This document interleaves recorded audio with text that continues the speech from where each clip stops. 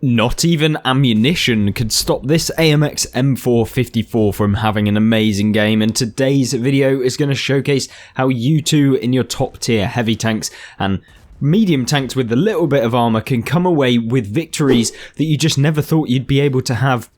And that is exactly what this video is all about. So stay tuned and we'll try and showcase some of the best things that you can do to increase your win rate and do stuff like that. Now then, the map is of course Berlin, and it's a map that is pretty good for the AMX because you have the ability to hide the armor of the lower half of your vehicle, the hull armor, because what you can do is you can get behind this little rock or kind of, I guess, a wall to be able to remove anyone's ability to be able to hit the lower plate of the vehicle, which isn't awful in this vehicle, but it can certainly be a weak point for a lot of vehicles to be able to pen you, and it also allows you to avoid getting hit on the side plate here, which a lot of people will do, and it also allows you to use the gun depression of the AMX to hit shots like on this IS-3 straight ahead. So these are all stuff that this vehicle does really, really well in, and you can use on your own games to come out with a win. Now remember, if you are playing in your heavy tank like this, the key thing is not to rush. It is not to make snap decisions where you just kind of end up in the middle of nowhere with no real plan or action as to what you want to be doing.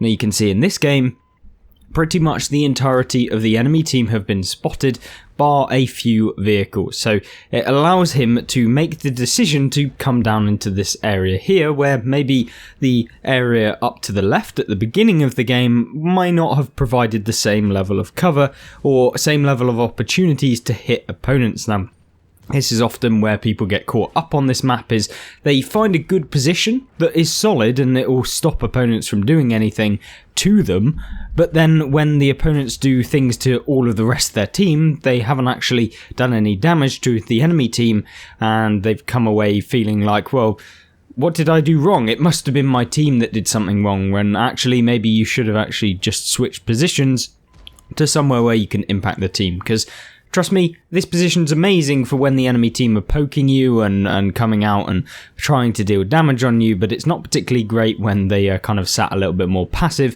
within this map. But this AMX player obviously knows this, and he's decided, you know what, maybe it's time to go forward, maybe it's time to advance, and with the AMX AC-48 on the bridge open to attack, then you can do that.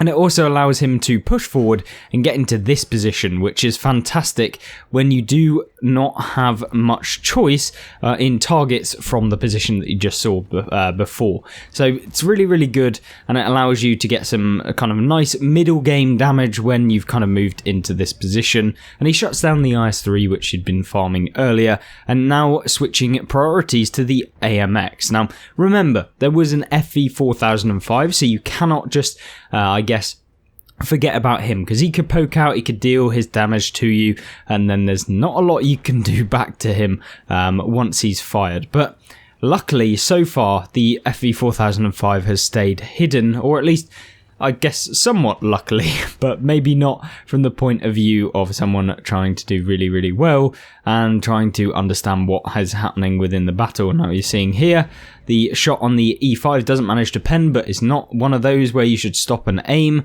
It's just a quick fire shell into them, and he's moved into a more defensive position, coming back into this position to try and get a shell on the LT, which does actually connect, and a pretty lucky one, I guess, from the point of view of this player.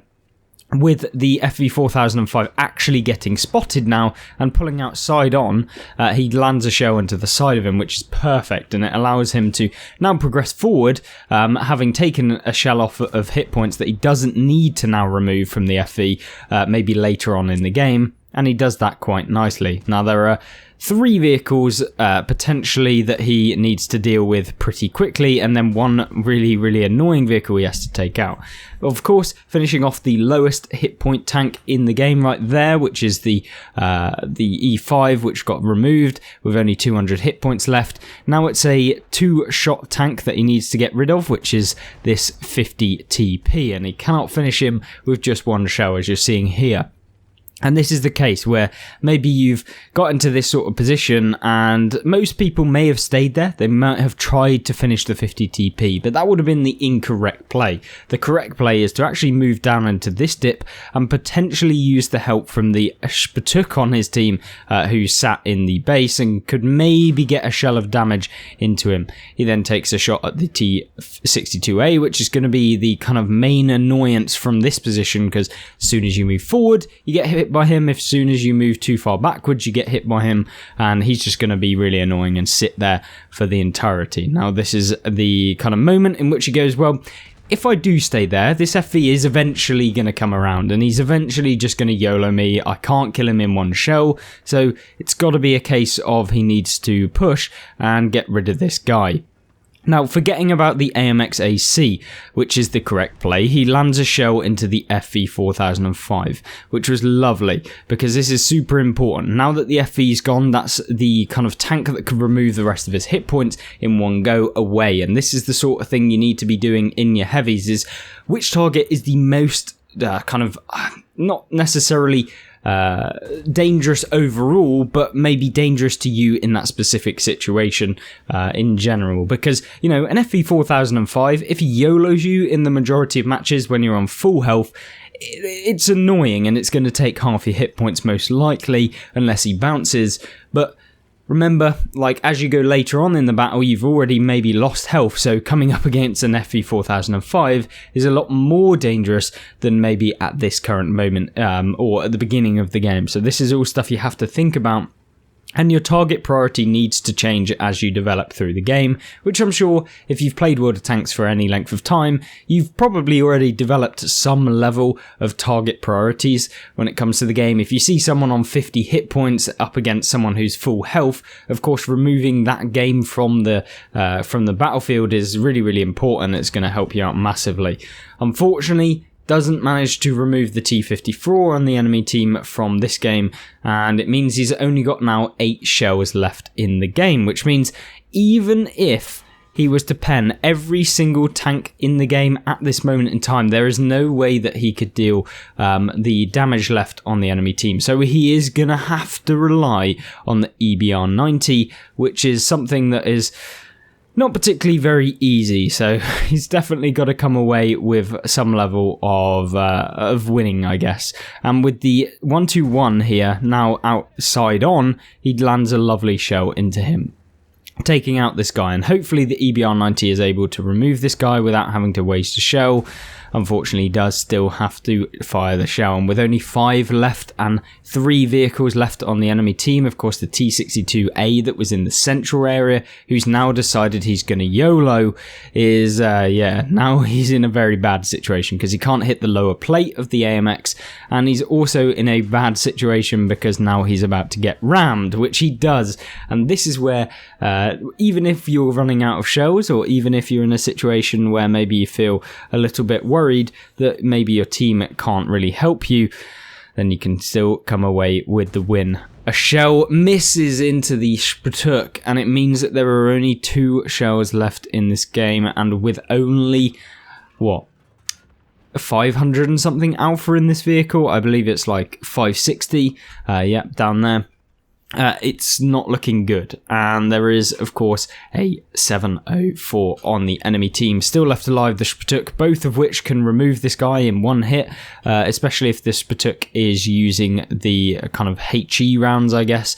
Luckily, and I mean luckily here, that 704 is not on the hit points that he was last spotted on, so someone has hit him blind, which means there is a possibility to win this game. But it relies upon one of the key things about the AMX and having a heavy tank. It relies upon the heavy nature of the vehicle, and it relies upon actually hitting the enemy tank. You're seeing here him trying to bait the 704 into shooting, and it's not looking good.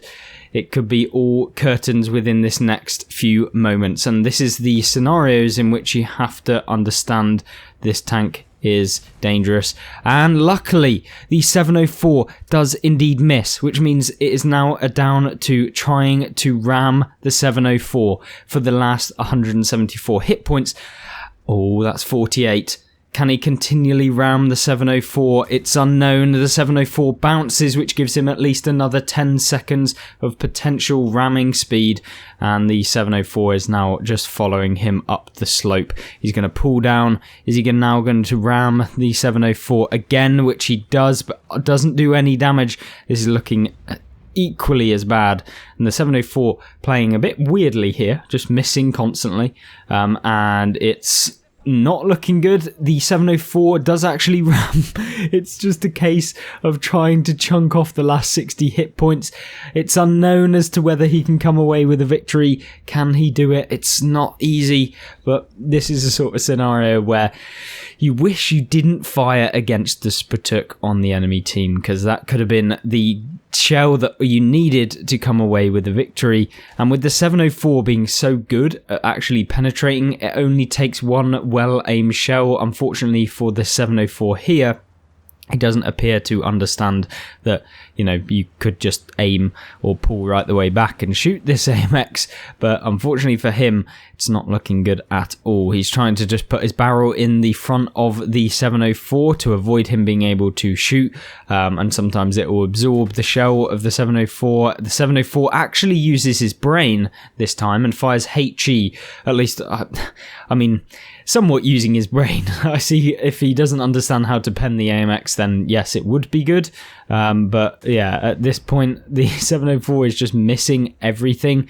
And now it appears like he's going to come down.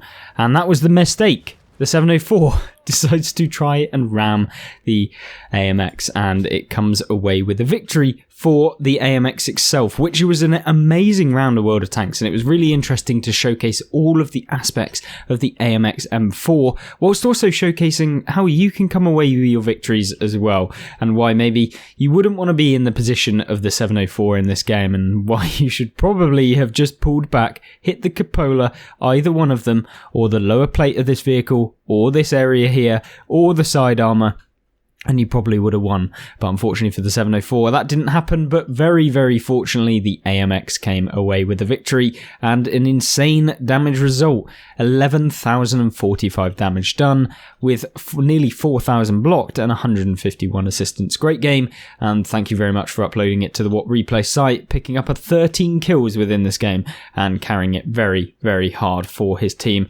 Thank you, and if you want to check out some other content, I highly recommend you take a look at this gameplay here, which is in the VZ, carving up the entire enemy team and coming away with an amazing result as well. Thank you, and I'll see you there. Goodbye.